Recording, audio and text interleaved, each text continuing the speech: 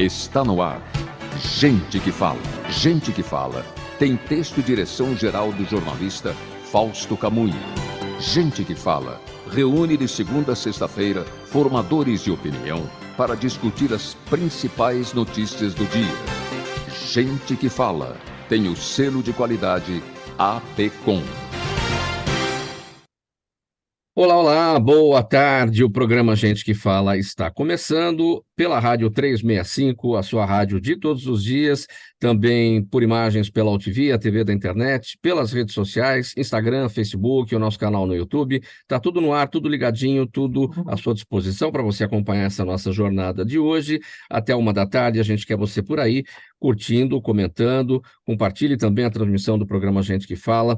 Eu sou Mauro Friesman, 12h01 agora, hoje quinta-feira, feriado de finados, dia 2 de novembro, e este é o Gente do MPD que Fala, sempre aqui às quintas-feiras, na nossa parceria com o Movimento do Ministério Público Democrático, o apoio da Câmara Brasileira de Diagnóstico Laboratorial e do escritório Nasser Rajab Advogados Associados. Vamos conhecer então os nossos convidados de hoje, que vão analisar, vão debater os temas por aqui propostos. Dr. Ricardo Prado, procurador de Justiça aposentado, é o vice-presidente do Movimento do Ministério Público Democrático. Dr. Ricardo Prado, tudo bem? Boa tarde, bem-vindo mais uma vez com a gente. Olá, Mauro, é um prazer sempre poder estar aqui. Gostaria de cumprimentar também os nossos convidados e o público ouvinte. Vamos aos debates. Muito obrigado pela presença, também com a gente, o doutor Gustavo Húngaro, advogado, professor da Escola Superior de Advocacia da OAB, ele é ex-controlador-geral do município de São Paulo. Tudo bem, doutor Húngaro? Bem-vindo, como estão as coisas? Tudo bem, Mauro Friesman, ouvintes, telespectadores, uma alegria também voltar a participar deste programa, nesta edição ao lado do doutor Ricardo Prado, da doutora Paula Távora e da doutora Roberta Bock, para minha satisfação. Obrigado pela presença aqui com a gente sempre. Também eu apresento agora a Roberta Bock, professora, neuroeducadora, supervisora de ensino do Estado de São Paulo. Como está, Roberta? Boa tarde. Tudo bem, boa tarde a todos. É sempre uma alegria estar aqui com vocês. Um ótimo programa a todos. E a doutora Paula Fernandes Távora, ela é patologista clínica, sócia fundadora do laboratório InoveMed, ex-presidente da Sociedade Brasileira de Patologia Clínica e Medicina Laboratorial. Tudo bem, doutora Paula? Boa tarde.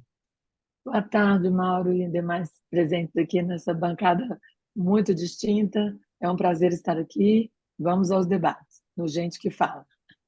Vamos lá, o nosso primeiro assunto do Gente do MPD que Fala de hoje, para dizer o seguinte: olha, desde o período da pandemia de Covid-19, a Câmara dos Deputados tem acelerado o andamento de projetos de lei a partir da aprovação de centenas de requerimentos de urgência. Esse dispositivo, que é previsto, claro, no regimento da Câmara, permite que as propostas sejam votadas diretamente no plenário, sem precisar passar pelas comissões temáticas da Casa. Entre 1º de janeiro e 26 de outubro deste ano aqui, o plenário já aprovou 115 pedidos de urgência de tramitação de projetos, entre eles o que prevê, por exemplo, 4 anos de prisão para quem discriminar políticos. E o uso excessivo dos requerimentos de urgência torna o processo menos participativo e mais centrado nos líderes partidários. Eu começo esse primeiro assunto com o doutor Ricardo Prado. Procurador, é um dispositivo legal, isso está previsto no regimento da Câmara dos Deputados, como em qualquer casa de leis, ou seja, o uso do requerimento de urgência para acelerar, para dar um andamento mais célere para as propostas dentro da casa. Mas a pandemia já ficou para trás, esse foi um expediente usado lá naquele momento, né, para agilizar as coisas. Isso já deveria ter mudado, porque, como eu destaquei aqui no final da nossa nota, isso torna todo o processo com menos participação, né, do parlamentar, porque nada é discutido dentro das comissões, vai tudo para o plenário. Isso compromete o debate, não? Sim, Mauro, com toda a razão.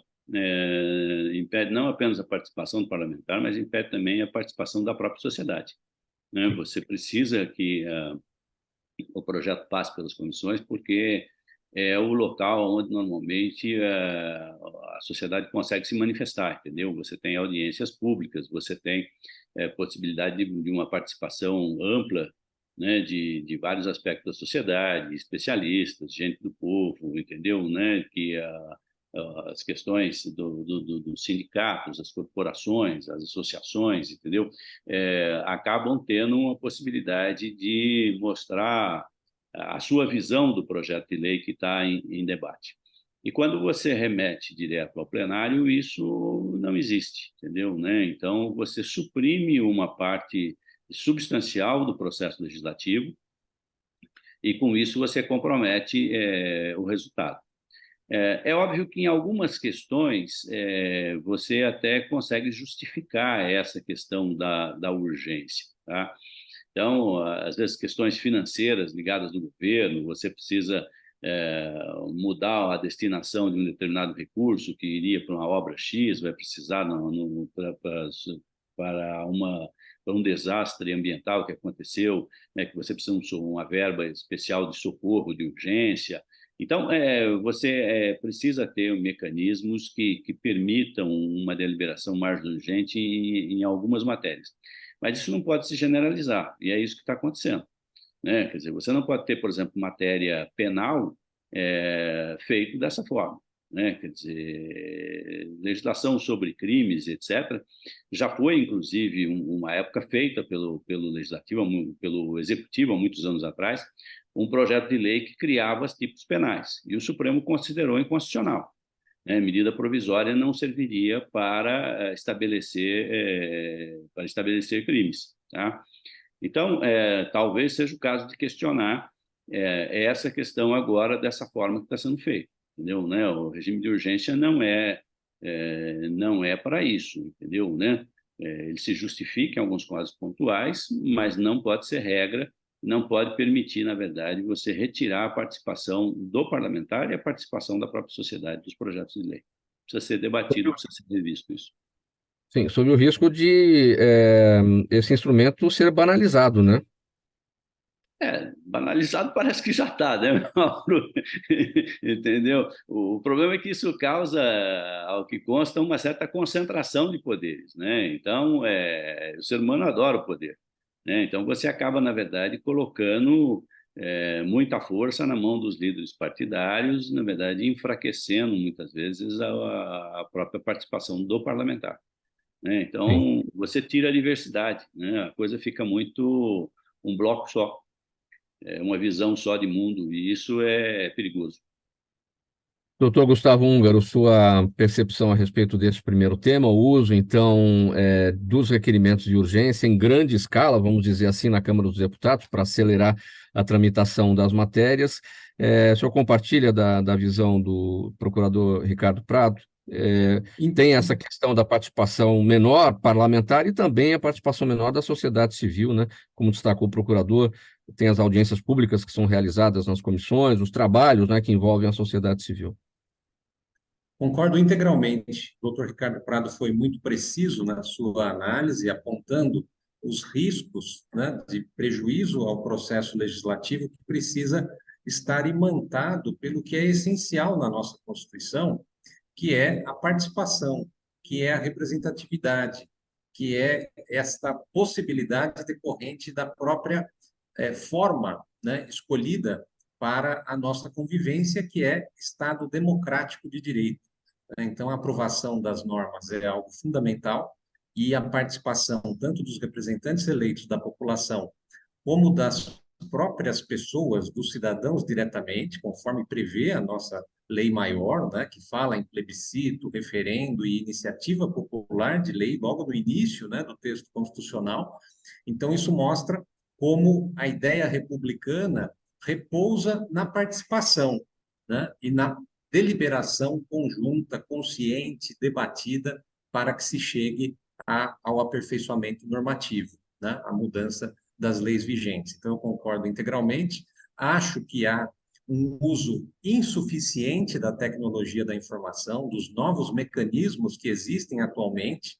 Seria possível fazer consultas públicas com mais frequência, né? Nós temos uma prática de eleições a cada 2 anos, em que escolhemos os nossos representantes, mas esses momentos importantes da participação da cidadania não têm sido aproveitados para consultas sobre outros temas, que é o que acontece em muitos países com mais tempo de democracia, né? Então, por exemplo, no nosso país há muitos brasileiros que têm também cidadania europeia, principalmente italiana, né? Pela origem familiar.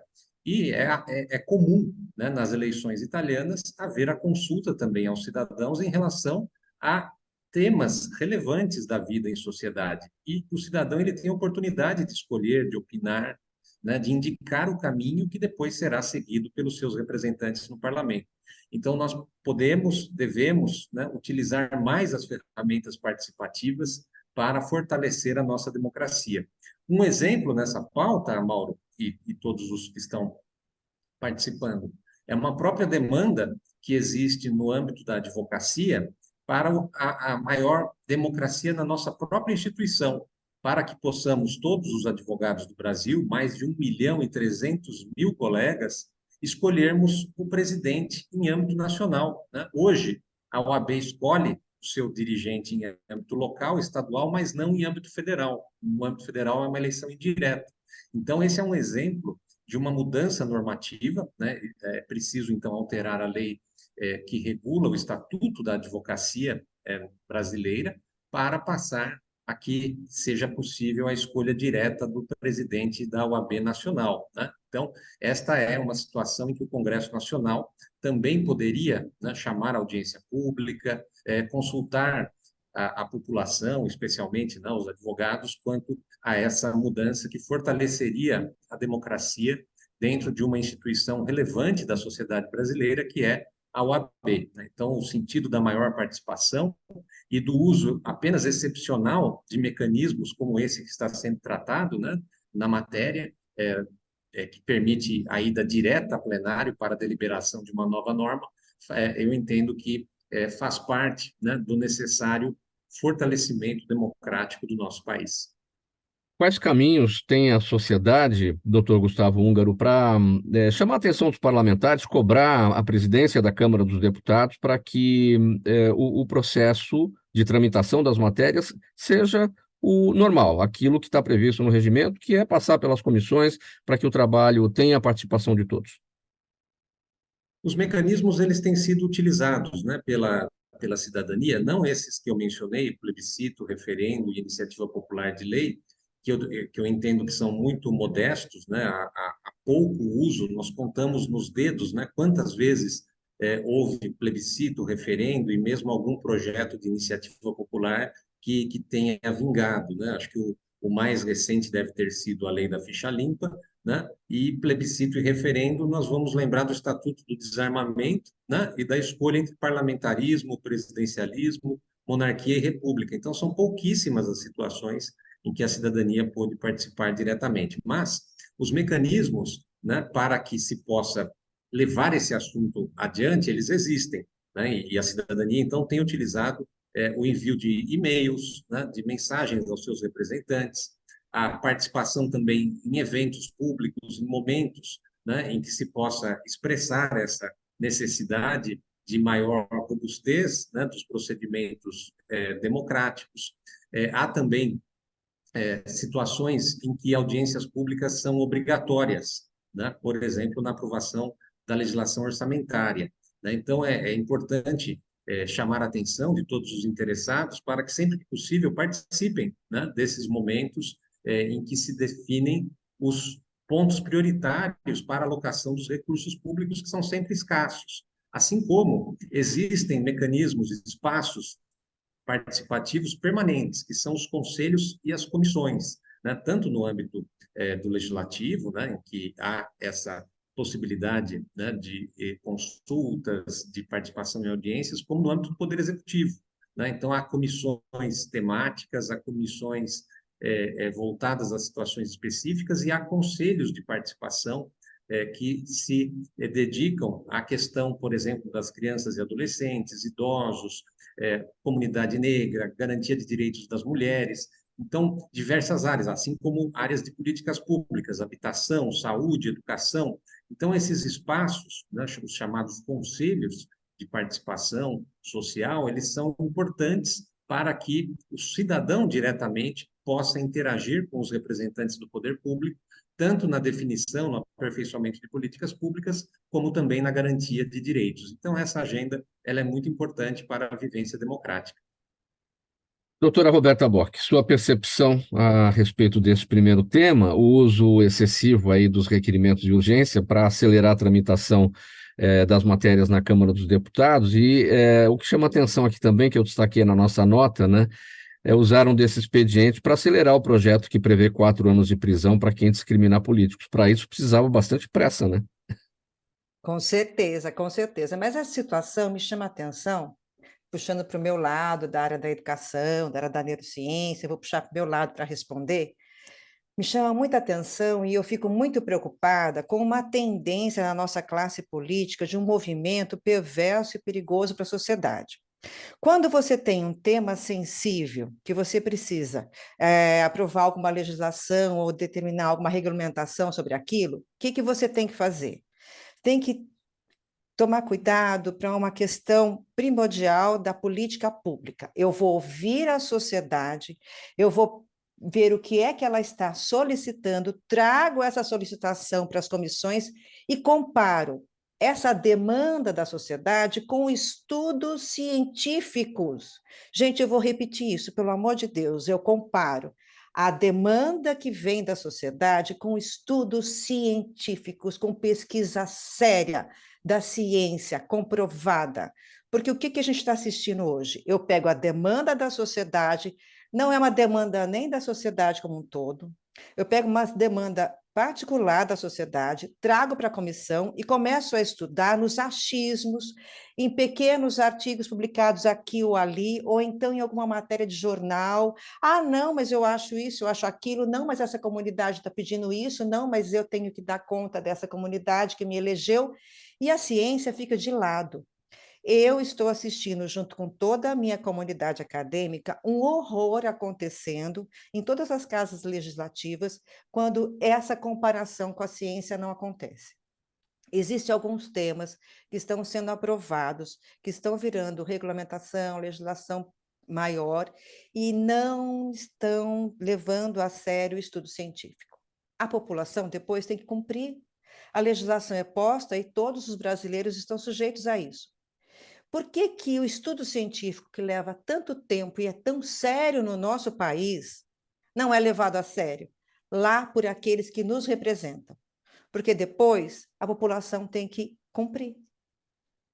Então, veja como é importante ter uma comissão séria para estudar os temas sensíveis da sociedade. E todos são sensíveis, porque todos depois viram uma legislação e temos que cumprir.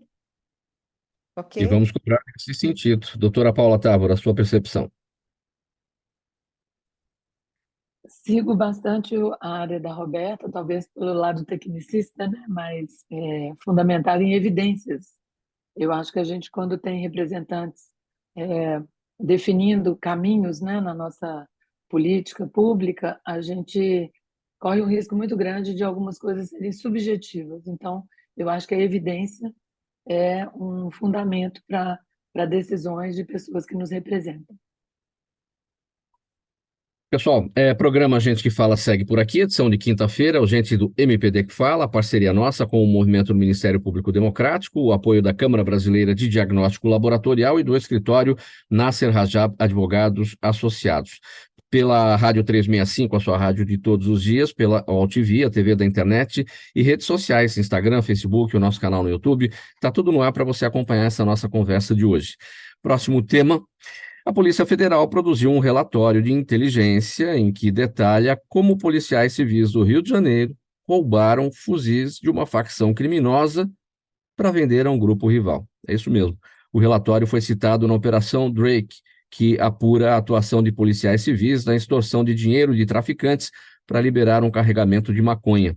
De acordo com o documento, uma fonte do setor de inteligência levou informações aos investigadores da Polícia Federal sobre a participação de policiais lotados na Delegacia de Roubos e Furtos de Cargas em crimes de extorsão e venda de armas e drogas oriundas de apreensão.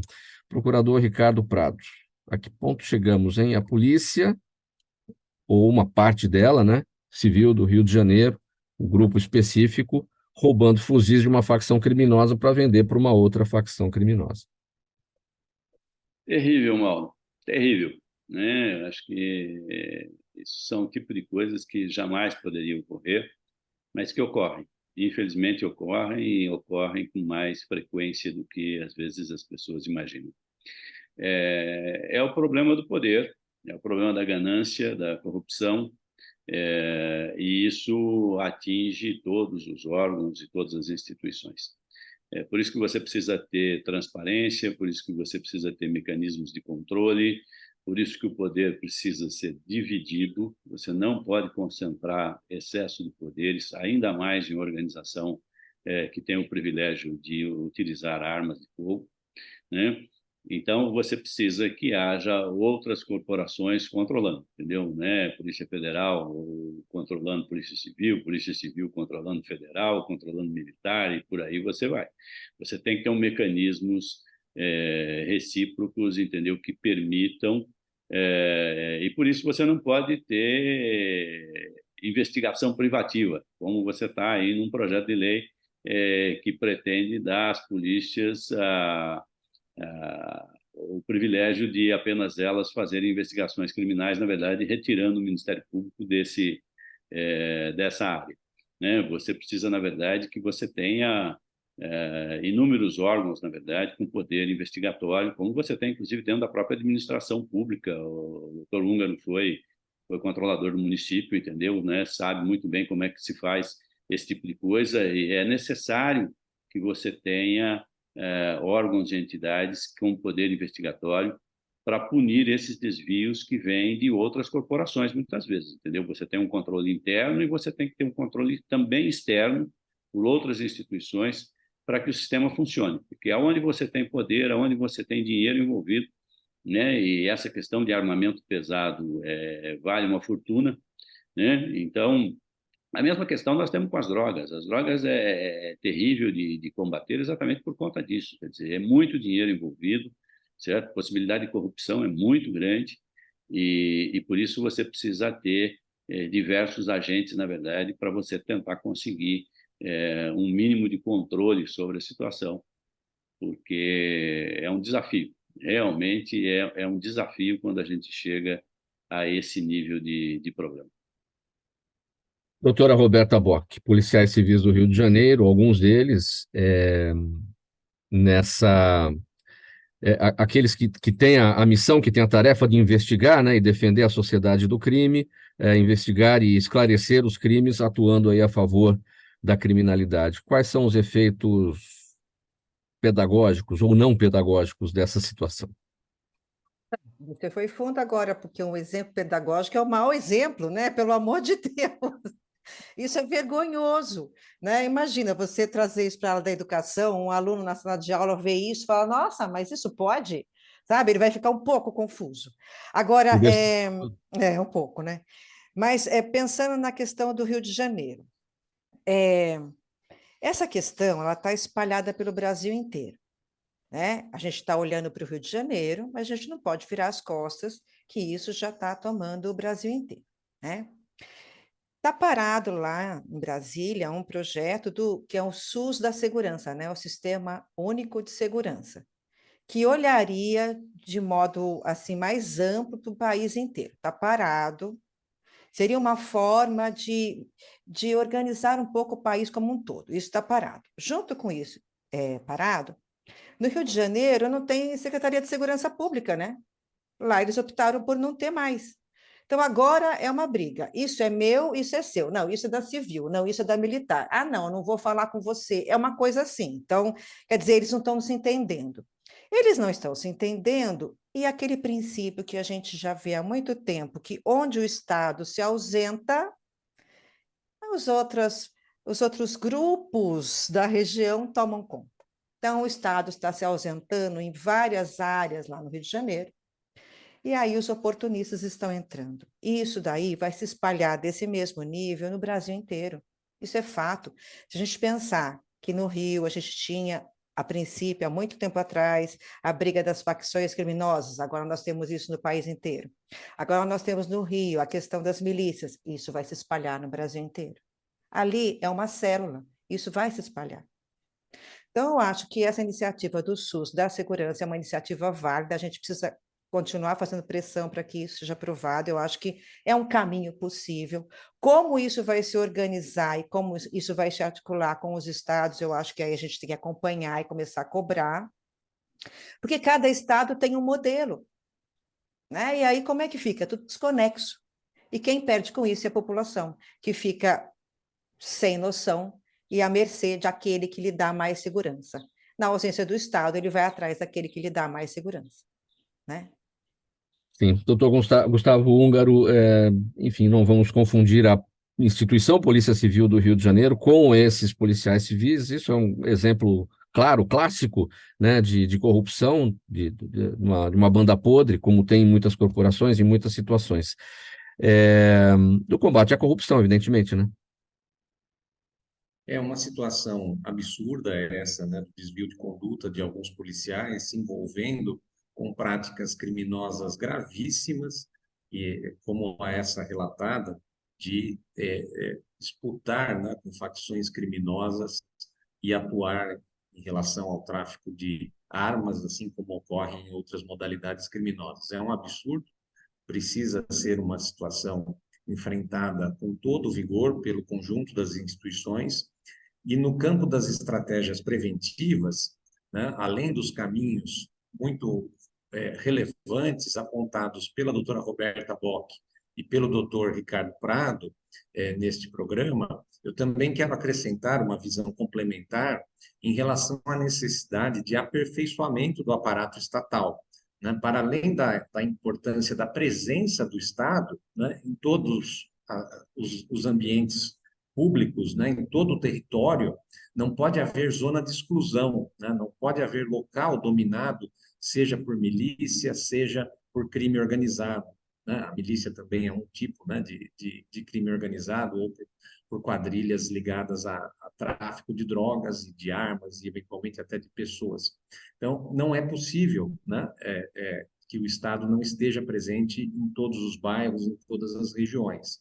Em São Paulo existe uma iniciativa importante, né, para garantir essa presença do Estado, que é o SIC, o Centro de Integração da Cidadania, né, que busca levar equipamentos que propiciam acesso a direitos e solução pacífica de conflitos às regiões mais remotas, mais distantes. Então, essa é uma iniciativa importante.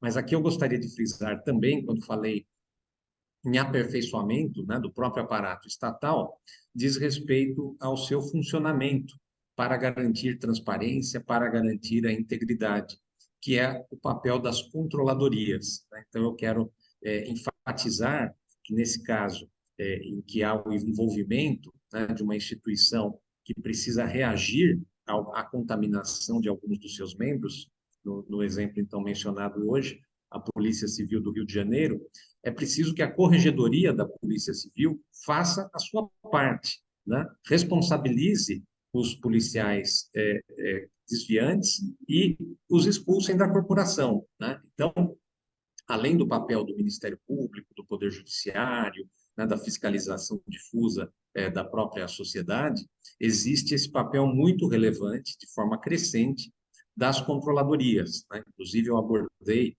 tanto o fenômeno da corrupção como a atuação do chamado controle interno da administração pública, né, na minha tese de doutorado aprovada na Universidade de São Paulo e que foi recentemente publicada em livro pela editora Quartier Latam, apontando a relevância desse trabalho no âmbito do controle interno, né? As ouvidorias, as corregedorias, as auditorias e as iniciativas de compliance, né? De medidas preventivas de irregularidades. Então, é fundamental, né, que haja um olhar atento da sociedade e um investimento de recursos para dotar essas estruturas públicas de condições efetivas de funcionamento para que elas desempenhem o seu papel, né? Se uma ouvidoria está aberta para receber denúncias, e se essas denúncias são processadas adequadamente, a chance de prevalecer a impunidade se reduz. Se há uma corregedoria que atua com base técnica, de forma fundamentada, célere, né, com profissionais que conhecem a situação específica daquele serviço, da atuação daqueles agentes públicos, também a chance de prevalecer a impunidade cai drasticamente, né? Então, a importância da atuação das ouvidorias, das corregedorias e também o trabalho de auditoria, né, de checagem das situações mais relevantes dentro da própria administração pública, para evitar situações de desvio de recursos, né, de comprometimento do funcionamento adequado das instituições. Então, eu quero aproveitar, né, a relevância aqui desse debate para chamar a atenção também desse necessário aperfeiçoamento ao lado, né, da tripartição de poderes, da não concentração, como o doutor Ricardo Prado mencionou, também a necessidade de, dentro de cada poder e de cada instituição pública, né, existir o controle interno por meio dessas estruturas de ouvidoria, auditoria, correição e prevenção de irregularidades e compliance. Procurador Ricardo Prado, só para a gente fechar esse tópico bem brevemente, a gente trouxe aqui nos últimos dias para o debate o que tem sido falado aí sobre essa ideia de novamente criar o Ministério da Segurança Pública, algo que não deu certo no governo anterior, com o ex-ministro Moro. E o que poderia, e o ministro da Justiça, Flávio Dino, até é contra, mas se não deu certo naquela ocasião, por que poderia dar certo agora? E será que essa ideia poderia ajudar nessa questão do combate à corrupção policial? É uma questão polêmica, Mauro. Eu acho que você precisa ter órgãos colegiados que permitam, na verdade, uma atuação em conjunto, que permitam que você unifique práticas. Agora, à medida em que você concentra poderes em Brasília, entendeu, e reduz os poderes dos estados, você vai criando, na verdade, um estado monolítico, entendeu, né? Que se tiver no bom caminho, ótimo. Se tiver no caminho errado, é um desastre, certo? Então, eu acho que nós assistimos isso no Ministério Público com a criação do Conselho Nacional do Ministério Público. Você está federalizando e tentando criar um Ministério Público praticamente único no país inteiro, certo? E nem sempre isso vai, às vezes, pelo melhor lado, entendeu? Então, essas concentrações de poderes eu vejo com alguma preocupação. Acho que o problema federal, realmente, a União não pode ficar de fora, quer dizer, a União tem que ter a sua participação também, certo? Mas eu acho que um fórum de debates, de deliberações, como você tem hoje com as secretarias das fazendas, né? Que tem um mecanismo permanente de deliberação junto com o governo federal, me parece mais razoável, entendeu, do que você ter um órgão que passe a ditar ordens para todo o país, entendeu? Né? O Brasil é muito díspare, você tem diferenças regionais muito grandes, então não acho que isso seja... algumas coisas talvez resolvessem, entendeu? Não sei se isso seria o caminho para você melhorar a situação, entendeu? Mas alguma coisa precisa ser feita. De certa forma, você precisa... O que você não pode ter é a união fora do problema. Isso realmente não há sentido, né? Quer dizer, você tem muitas quadrilhas organizadas, grupos organizados que têm atuação nacional, tá? E aí você não pode deixar apenas por conta da Polícia do Estado. Você precisa ter um sistema de segurança nacional que combata essas organizações que têm âmbito nacional e até internacional, tá? Mas daí é você criar um órgão que unifique todas as polícias, etc., aí realmente eu já sou o contrário. Eu acho que os setores de segurança têm muito poder. Acho melhor eles trabalharem com cédulas menores para que você possa ter algum controle sobre eles, certo? Se eles tiverem muito poder, entendeu? A sociedade fica refém. Então, acho que é uma questão complexa, precisa mexer, mas precisa mexer com cuidado. Programa Gente que Fala, edição de quinta-feira, é o Gente do MPD que Fala, parceria nossa com o movimento do Ministério Público Democrático, o apoio da Câmara Brasileira de Diagnóstico Laboratorial e do escritório Nasser Rajab Advogados Associados. Estamos pela Rádio 365, a sua rádio de todos os dias, transmissão também por imagens pela UTV, a TV da internet, pelas redes sociais, Instagram, Facebook e ainda o nosso canal no YouTube.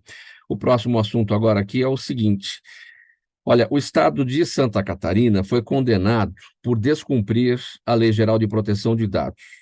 Vejam só, a Secretaria Estadual da Saúde catarinense, por não ter adotado medidas adequadas de segurança da informação, se envolveu num incidente que causou o vazamento de dados de milhares de pessoas que estavam numa lista de espera para atendimento hospitalar no SUS. Essa lista estava disponível num endereço lá do governo catarinense e continha uma série de informações cadastrais, por exemplo, o nome do paciente, endereço, telefone, CPF, dados pessoais, né? Além de informações médico-hospitalares dessas pessoas, enfermidade, diagnóstico, procedimento aguardado, nome do médico, tudo isso vazou. Doutora Paula Fernandes, há pouco tempo a gente trouxe aqui para o debate também no programa Gente que Fala uma ideia de unificação de prontuários, né, dos pacientes do Sistema Único de Saúde com os pacientes da saúde suplementar. O que seria uma temeridade, né? Numa questão como essa, né, muito mais dados teriam sido vazados, né, se fosse um prontuário unificado, né? Como é que a gente pode avaliar o que aconteceu lá em Santa Catarina? Nós estamos atravessando um momento muito sensível na saúde, porque a Lei Geral de Proteção de Dados ela foi uma tradução fiel à lei europeia. E ela foi introduzida no nosso país durante a pandemia, quando essa possibilidade inexistiu, né, de segurar os dados durante a pandemia, e agora ela já entrou em vigência e nós estamos no aculturamento dessa lei, afetando todos os setores, hospitalares, público, privado, e, na verdade, qual é a nossa cultura, nosso preparo para lidar com isso, se a gente vem aí de uma consequência dessa violação de dados, muito mais do sistema financeiro do que da saúde. E o que é dado sensível? Eu acho que a gente tem que se perguntar o que é dado sensível. É a minha conta bancária? É a minha doença, que eu não quero que ninguém saiba? Qual é o modelo de identificação que eu vou ter dentro por exemplo, um uso ilegal de uma identidade, como a gente vê aqui no nosso país? Então, o que aconteceu em Santa Catarina está acontecendo em todos os estados. A gente tem hoje uma tendência na saúde a oferecer exames laboratoriais, ou pelo menos triagens, rastreios, em farmácias, em consultórios médicos. Como que eu vou atender um cidadão que adentra no meu serviço e quer ser assistido e eu não colho os dados dele? E aonde que eu vou inserir esses dados? Manualmente, na papilocracia, isso é passado. Então, eu tenho que ter sistemas digitais. Então, esses sistemas digitais hoje passam por uma adequação às suas firewalls, às suas proteções, às suas seguranças. Tudo isso é feito através de indivíduos, é a underweb. Eu não acho que o Estado de Santa Catarina tinha qualquer interesse em liberar esses dados. Enquanto nós estamos aqui no programa Gente que Fala, falando de coisas pertinentes, positivas, nós temos um mundo, um submundo da violação. E, então, eu queria compartilhar com vocês que, da mesma forma que Santa Catarina está sendo pressionado por esse vazamento de dados, nós temos hackeamentos de grandes corporações aqui no nosso país, que estão sendo violados os seus dados, seus bancos de dados, e estão sendo negociados através de criptomoedas para saquear aqueles dados e vender por algum valor. Então, eu acho que isso alcança uma discussão muito mais ampla, que é o que solicitar dos seus dados. Se você concorda, nós temos que legitimar essa decisão e empoderar o indivíduo. Eu permito que você use os meus dados e aonde eu vou inseri-los. E torcer para que a gente consiga ser mais inteligente do que a inteligência do submundo da internet, que hoje encontram formas de violar sistemas com todos os parâmetros de segurança. A gente está agora sendo ensinado a entender como proteger os dados de um prontuário eletrônico hospitalar e criar aí um tal de pentest. E tem empresas que rodam esse tal pentest diariamente e tiveram seus dados violados. Então, eu costumo dizer que está me parecendo que é um novo câncer, como o tema anterior que a gente falou. Temos que identificar a causa e fazer uma força-tarefa para ver de onde que isso está vindo. Isso vai ser monetizado ou isso é meramente uma tentativa de exploração dos dados para uma outra finalidade que a gente também não sabe qual é? O que eu ganho contando para o meu vizinho que a minha vizinha fez exame e está grávida, por exemplo, antes que ela mesma saiba, porque eu tenho acesso a um dado, né? Então, temos que nos preparar. Nós temos hoje causas milionárias, a LGPD já está em vigor, a NPD, né, que é a Autoridade Nacional de Proteção de Dados, já tem lá o seu link de denúncias, então nós já estamos recebendo denúncias diárias em grandes números, para que casos como esse de Santa Catarina sejam estudados, para a gente identificar a origem, para poder promover uma prevenção, né, para que isso não ocorra novamente. E quem que está causando isso? São os indivíduos. Não é um computador que está vazando, né? São pessoas. Então, temos interesses secundários aí. O que o paciente pode fazer em relação a isso tudo, doutora Paula? Porque uma coisa é esse caso, né, de sequestro de dados de laboratórios, e aí os hackeadores dos sistemas cobram aí valores de resgate para poder liberar essas informações. Enfim, isso já aconteceu e já aconteceu mais de uma vez. E uma situação simples do dia a dia, né? Simples porque é a forma de se fazer, mas que é tão grave quanto, vamos supor. Para a gente fazer um agendamento de um exame num laboratório, a gente liga para esse laboratório e o sistema automaticamente já fala, vai para o app ou fique aí no WhatsApp e faça o seu agendamento por aí, né? Quais são as garantias que nós, pacientes, temos em relação ao sigilo dessas informações que serão inseridas ali? É uma situação simples do dia, né? Porque a gente tem essa ferramenta para fazer a marcação, mas que no grande bolo é uma situação tão grave, né? Se houver um vazamento de dados, quanto o sequestro, né? Promovido por esses hackeadores, né? O sistema de saúde hoje está convidado e intimado, vamos dizer assim, né, a criar os seus departamentos de proteção de dados. Hoje são setores hospitalares, toda a rede de saúde está convidada a participar da Rede Nacional de Dados da Saúde. Então, o RNDS, que hospeda dentro da plataforma gov.br, tem uma série de exigências. Você não consegue acessar seus dados na plataforma .gov sem informar seu CPF. Então, já começa por aí. A saúde é obrigada a notificar doenças de agravo, é obrigada a notificar quantas vacinas eu apliquei de uma determinada população daquele município, e todas essas exigências estão atreladas a nome, CPF, filiação, endereço completo e o procedimento.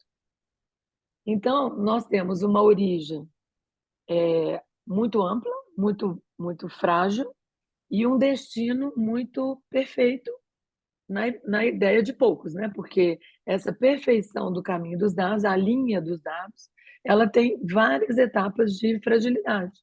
Então, eu defino uma ordem de entrada e controlo a saída. Mas esse in-between, né, que a gente chama, esse meio do caminho, cheio de falhas, cheio de janelas de oportunidades para que isso seja fraudado, violado. Então, assim, na saúde nós não temos escolha.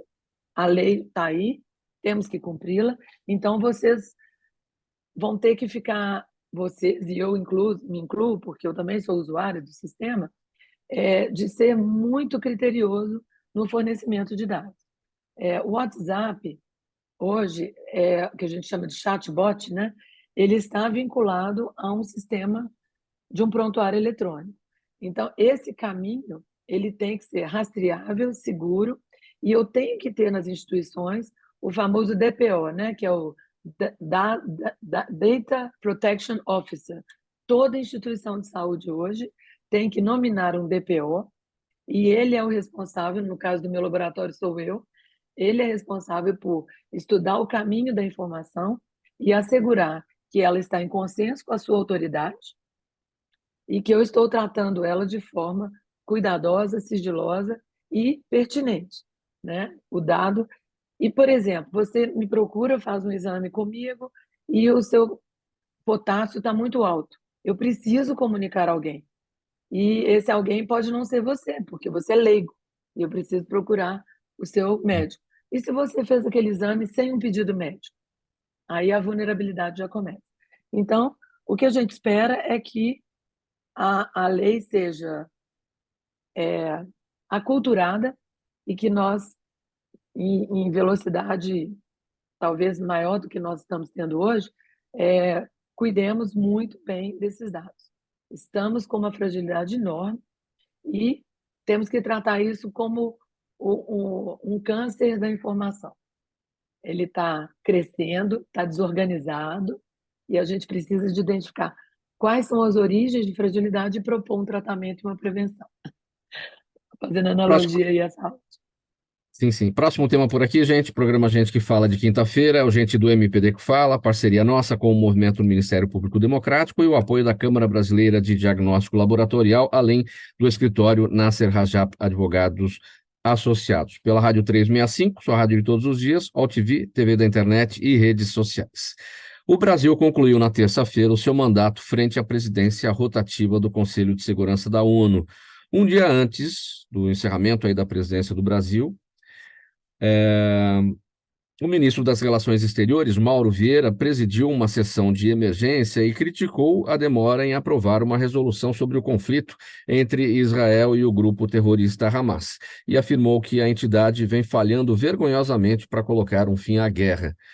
Bom, gente, o Conselho de Segurança da ONU é o responsável por zelar pela paz internacional, vai ser presidido agora, já está sendo presidido, né, no mês de novembro pela China e será presidido pelo Equador no mês de dezembro.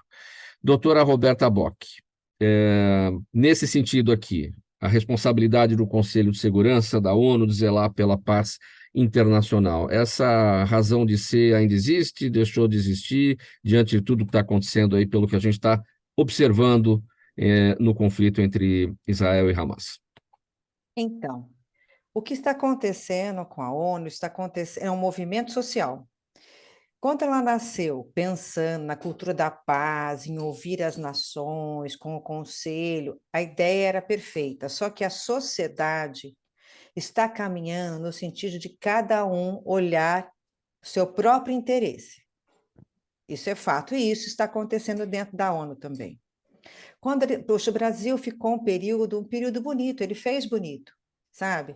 Ele teve uma presidência bonita, ele tentou, e ele quase, eu acho que por uma questão de tempo, ele quase conseguiu, porque o presidente dos Estados Unidos estava em Israel, e isso, uma questão de time, eu acho que isso prejudicou, porque ele queria alinhavar algo lá, pensando já em questões políticas futuras, então atrapalhou tudo ali. Então, o Brasil fez um papel bonito nesse mês, eu acredito nisso. Mas o movimento que está ali dentro é o movimento da sociedade, que cada um começa agora a olhar para si próprio. Interesses das nações, interesses particulares de cada nação que está ali, esses interesses são colocados acima do todo. Então, a ideia central da ONU está se perdendo. É preciso rever isso. Como? Não sei, porque isso é cultural da sociedade. Eu não sei como isso vai ser revertido numa organização que tem que pensar no não guerra, que tem que pensar na paz das nações. Isso é um problema social que está sendo refletido lá na ONU. Como resolver? Não sei. Procurador Ricardo Prado, como repensar o papel da ONU, né? Quando a gente pensa em saúde, né, a gente pensa em prevenção, a gente não quer tratar a doença, a gente quer ter a saúde e aí a gente precisa prevenir. Vale o mesmo raciocínio, por que tratar a guerra? Vamos prevenir, né, promovendo a paz. Acho que, de uma certa forma, a gente exige da ONU mais do que ela, eventualmente, tem condições de entregar nesse momento. O que você criou a entidade foi com o intuito de você tentar prevenir as guerras ou tentar evitar que elas se alastrassem, certo? Tá? E, de uma certa forma, isso tem ocorrido de alguma maneira na medida em que você evitou que você tivesse uma terceira guerra mundial.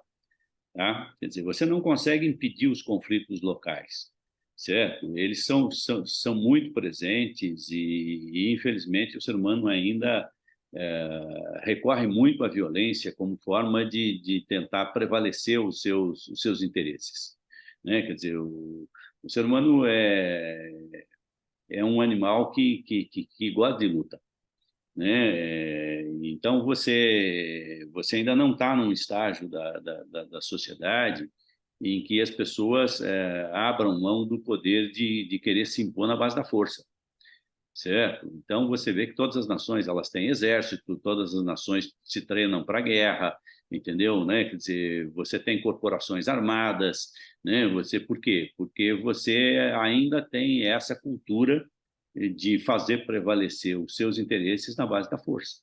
E isso causa as guerras, certo? Você tem conflitos espalhados pelo mundo e você tem esse problema. O que você conseguiu no Conselho da ONU, após a Segunda Guerra, foi trazer para a mesa de negociação as grandes potências mundiais.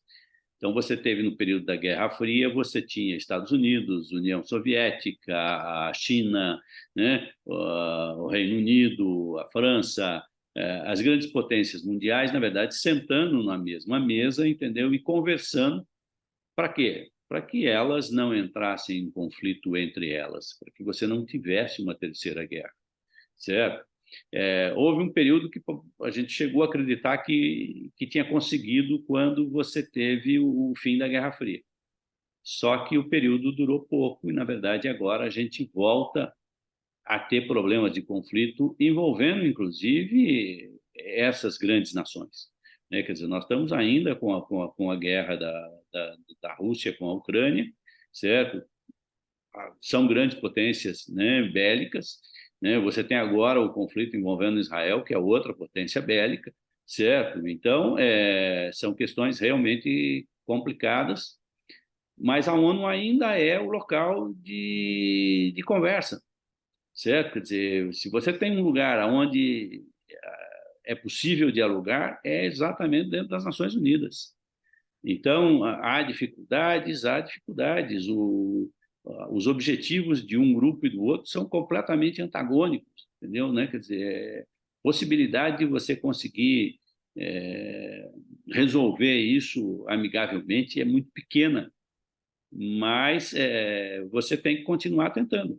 Você tem que continuar tentando, você tem que continuar, pelo menos, minorando os prejuízos disso, entendeu? Né? A ONU está lá com braços seus na região do conflito, através da Cruz Vermelha, através de organizações de saúde, procurando ajudar as vítimas do conflito, procurando levar água, levar alimentos, levar médicos, entendeu, né?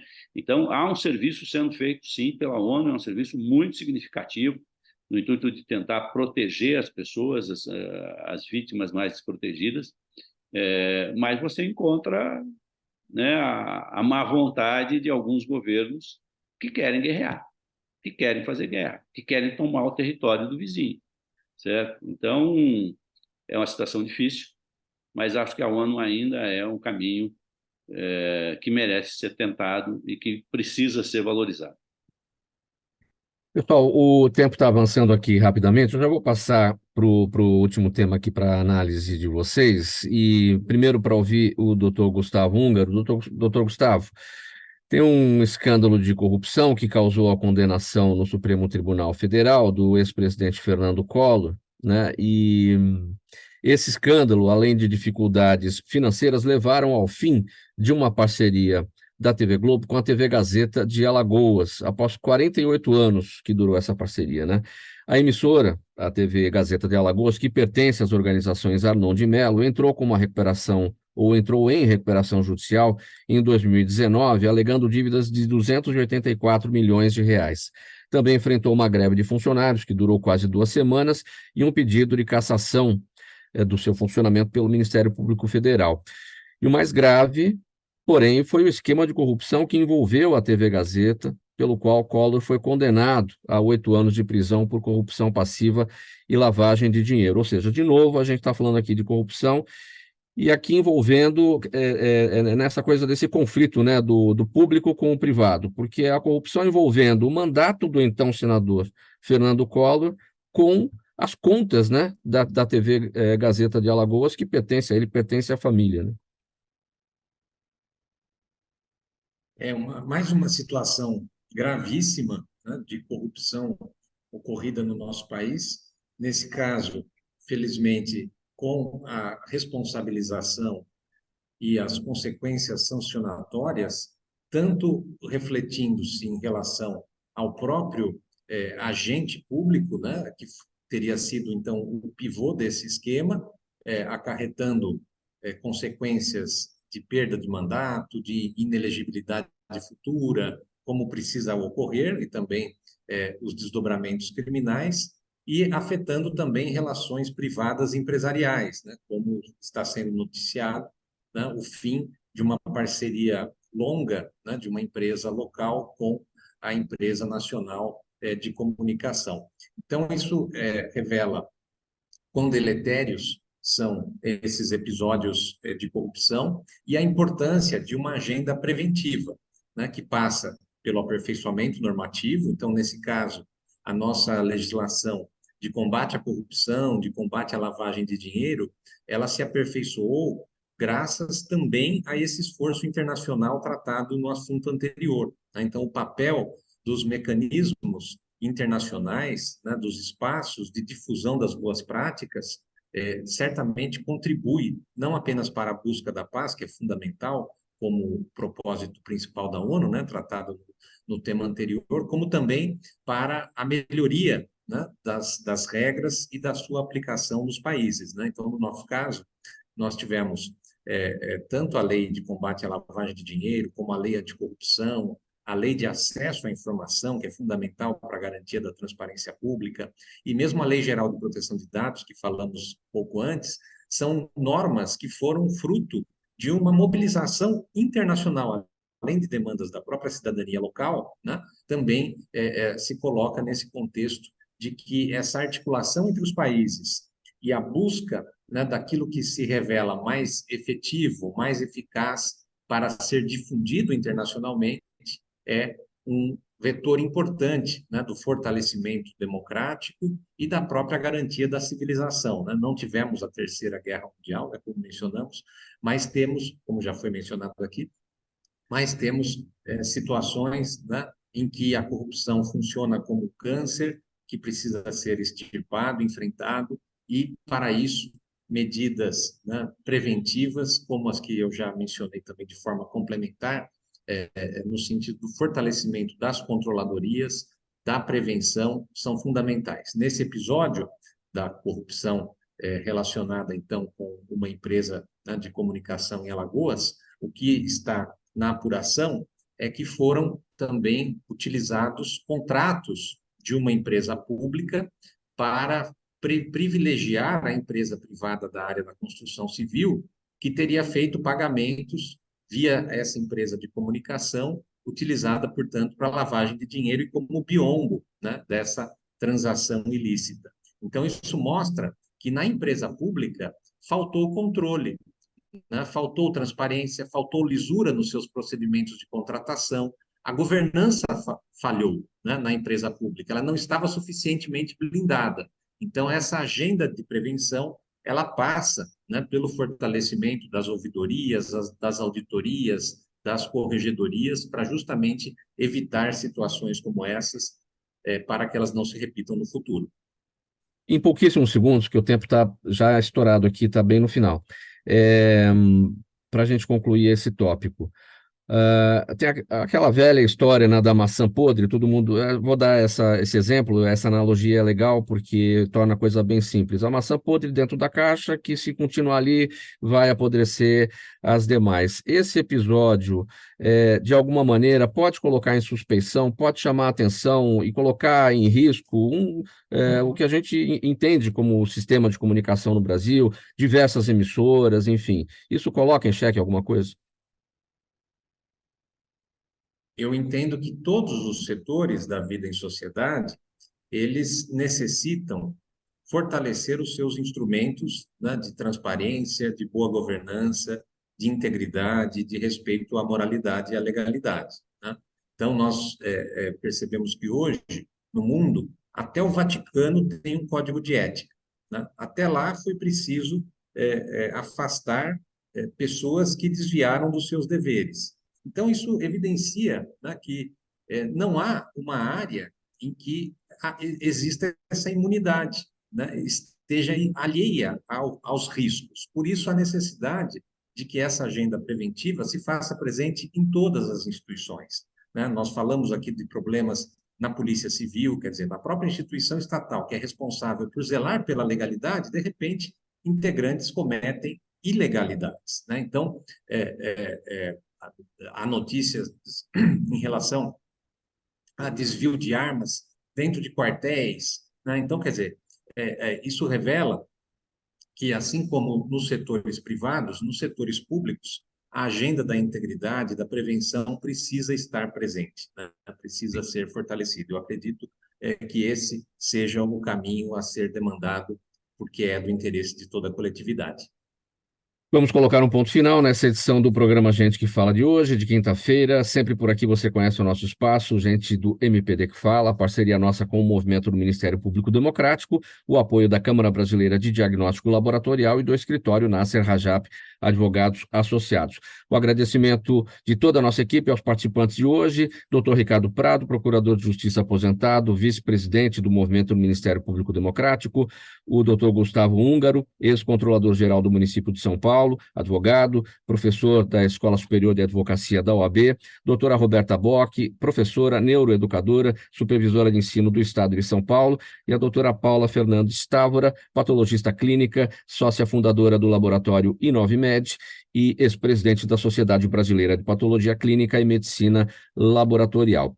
Programa Gente que Fala por aqui é sempre realização da ABECOM, apresentação minha, Mauro Friesman, pauta e redação do Pedro Schiavon, Zenilda Salvato, nossa diretora de produção, jornalista Fausto Camunha, nosso diretor-geral, e você aí do outro lado, ouvinte, espectador, a razão da nossa presença aqui todos os dias. Chegando na programação da 365 agora, o Lucas Neto, ele vem com o programa Melhor para Melhor Idade. Bom programa aí para você, Lucas, para a audiência, uma boa tarde a todos, a gente volta amanhã a partir do meio-dia. Um abraço a todos, tchau e até lá.